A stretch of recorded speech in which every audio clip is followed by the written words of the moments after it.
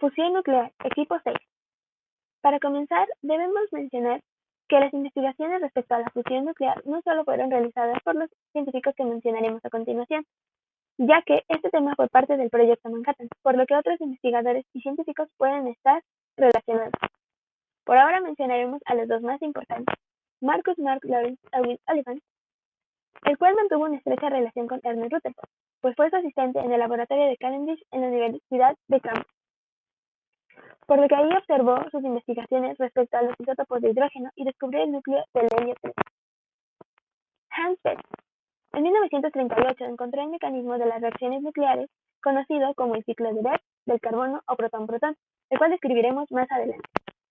También siguió realizando investigaciones respecto a la producción de energía en las estrellas, por lo que fue galardonado con el Premio Nobel en 1977. Entonces, ¿qué es la energía nuclear? Es la energía contenida en el núcleo de un átomo, la cual produce electricidad, pero para esto primero debe ser liberada.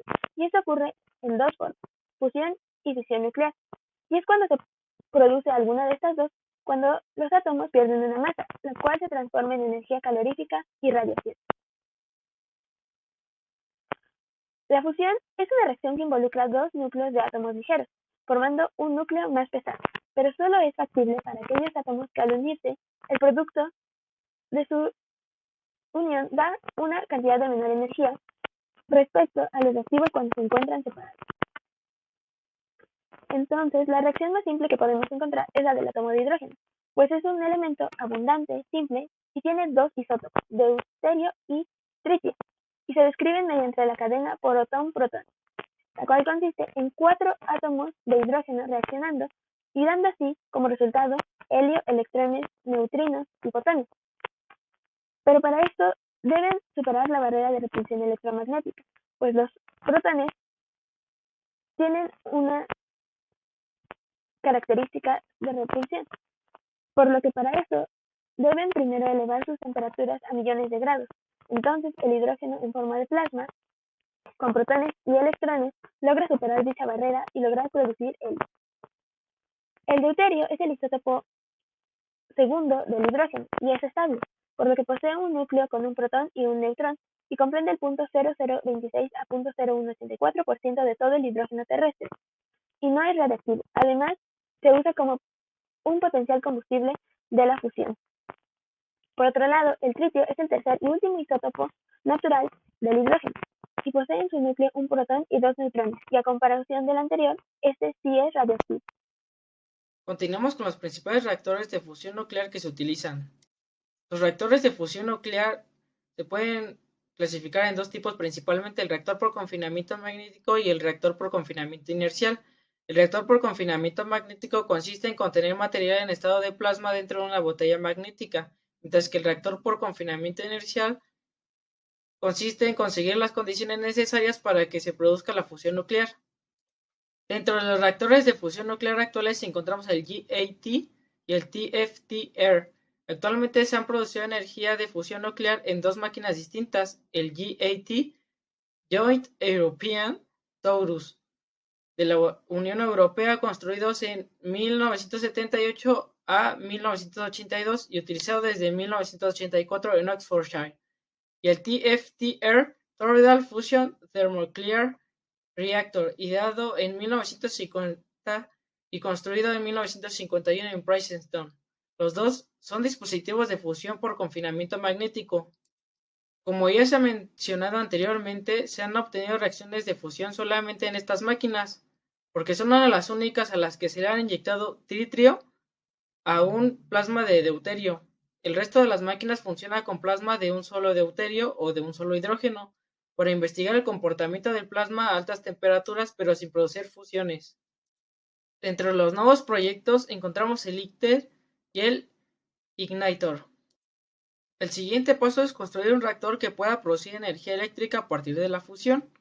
Estos reactores serán el ITER, International Thermonuclear Experimental Reactor, actualmente en fase de diseño, y el Ignitor, también en fase de diseño. Para el diseño y construcción del ITER se han asociado diferentes comunidades de fusión: Rusia, Estados Unidos, Unión Europea y Japón. Y para el caso del Ignitor Italia y Rusia, ya que el esfuerzo tecnológico y económico no puede ser afrontado por un solo país. El Instituto Nacional de Investigaciones Nucleares, ININ, fue fundado el 1 de enero de 1956 bajo el nombre de la Comisión Nacional de Energía Nuclear, CNEN, por el gobierno del presidente Adolfo Ruiz Cortines, y actualmente el ININ realiza investigación y desarrollo en el área de ciencias y tecnología nucleares y proporciona servicios especializados y productos a la industria en general y a la rama de la medicina en particular. Condiciones para la fusión nuclear. El reactor por confinamiento magnético necesita cámara de reacción, cubierta de litio, bobinas para generar el campo magnético y protección contra las radiaciones. Mientras que el reactor por confinamiento inercial necesita cámara de reacción, la cual es más pequeña que el del confinamiento magnético, la cubierta de litio, penetraciones para el paso de luz o partículas y protección contra radiaciones. Uno de los principales componentes del reactor de fusión por confinamiento magnético son las bobinas, ya que este trabaja mediante un campo magnético toroidal. Esto quiere decir que el campo magnético tiene una forma similar a una dona. En este se inyectan dos gases, que es el deuterio y el litio. Estos se calientan de manera que la temperatura de los gases se eleva lo suficiente para que estos puedan ionizarse, es decir, para que los núcleos atómicos pierdan sus electrones asociados. El gas ionizado resultante se denomina plasma y este se va a depositar en un dispositivo llamado tokamak. Otro de los métodos que se planteó para lograr el fusionamiento nuclear fue mediante un acelerador de partículas, pero este no funcionó debido a que los científicos se dieron cuenta al experimentar que era mayor la cantidad de energía que se necesitaba para realizar el procedimiento que la que se producía, por lo tanto lo consideraron no viable. Otro de los métodos que surge es el reactor de fusión por confinamiento inercial, y este consiste básicamente en crear un medio o espacio lo suficientemente denso que permita que las partículas choquen entre ellas y sus núcleos puedan fusionarse. ¿Esto por qué es tan difícil? Porque entre las partículas existe una fuerza de repulsión que es muy fuerte y necesita mucha energía para que éste pueda romperse y la fusión se pueda llevar a cabo. Aunque ambas opciones buscan un objetivo, hay muchas diferencias entre ellas, pero la fusión nuclear es muy considerada en la actualidad por todas las ventajas que presenta, ya que es una energía muy limpia. Pero entonces, ¿cómo se lleva a cabo la fusión nuclear y cuáles son las fases para llevar a cabo este procedimiento? Podemos decir que la fusión nuclear se divide en 5 fases. En la primera, se provocará la fusión de los núcleos por cualquiera de los dos métodos. Después de que se obtiene la fusión, por consecuencia se va a generar energía térmica o calor. La energía térmica va a provocar la evaporación del agua que está contenida en los reactores. Una vez que el agua se evapora, se producen gases, los cuales tienen una presión fuerte. Gracias a esto se obtiene energía mecánica con la que se moverán turbinas.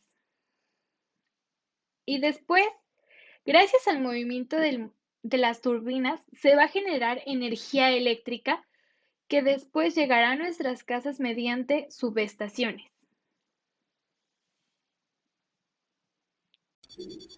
Yo les voy a hablar de las ventajas y desventajas de la fusión nuclear. Ventajas de la fusión nuclear. Su principal ventaja es que sus combustibles primarios son muy abundantes. Uno de ellos es el deuterio, que es un isótopo del hidrógeno, que se caracteriza por tener en su núcleo un protón y un neutrón. Una comparación de este es que en 1 litro de agua hay 30 miligramos de deuterio. Comparándolo con 300 litros de petróleo, podrían generar la misma energía. El otro combustible es el litio. El litio es muy abundante en toda nuestra corteza terrestre, por eso es muy fácil encontrarlo. El sistema intersecante seguro. Este tipo de reactores trabaja con cierto combustible para cierto tiempo, para que no haya ningún descontrol sobre este. Y si lo hay, ahí es donde entra lo intrínsecamente, ya que si detecta algún fallo, este se para automáticamente para evitar accidentes. Otra ventaja es que no produce gases que contribuyan al efecto invernadero. El único gas que emite esta reacción es el helio, ya que no es nocivo para nuestro ambiente. Desventajas de la fusión nuclear.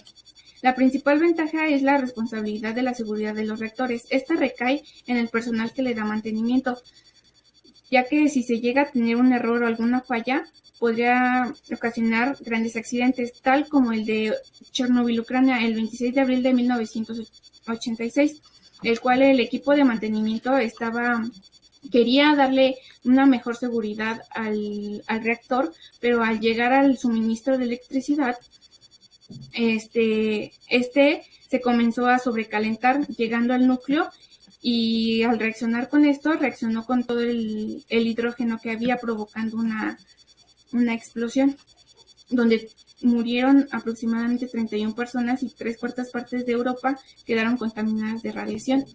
Otro de ellos fue Fukushima, Japón, el 11 de marzo del 2011, donde hubo un terremoto y un tsunami.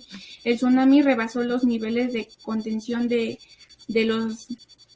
las plantas, entonces generó que estas se descompusieran y chocaran, recreando una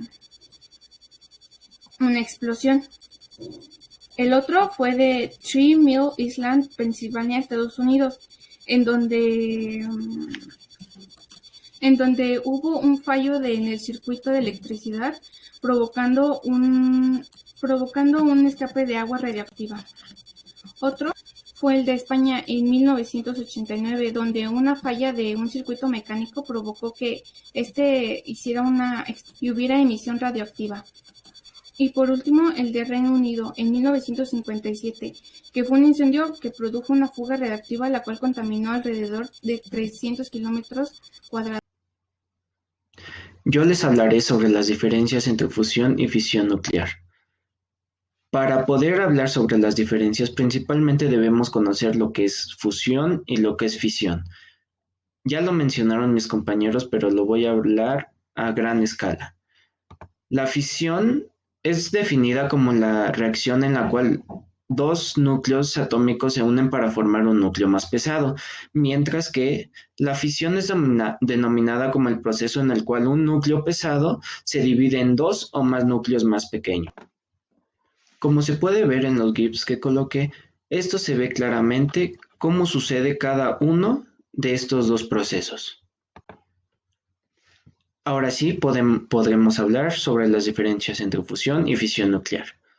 La fusión se produce de forma totalmente natural, no implica las acciones del hombre, mientras que la fisión sí tiene que ver mucho con las aplicaciones y usos del hombre.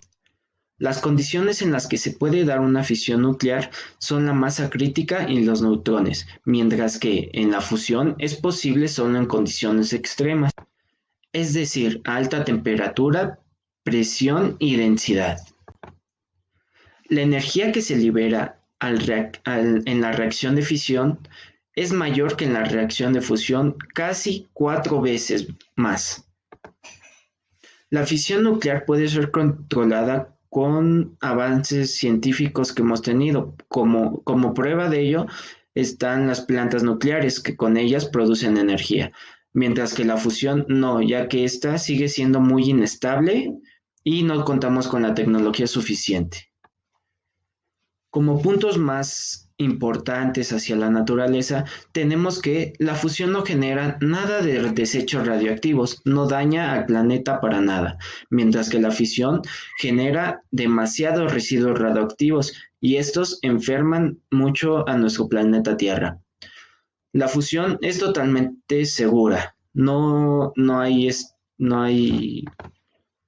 contiene riesgos ni hacia el planeta ni hacia la vida que existe en el planeta en general. Mientras que en la fisión sí hay muchos riesgos de contaminación, ya que pueden existir fugas, como lo que sucedió en Fukushima y Chernobyl, que esto ya lo hablaron anteriormente mis compañeros.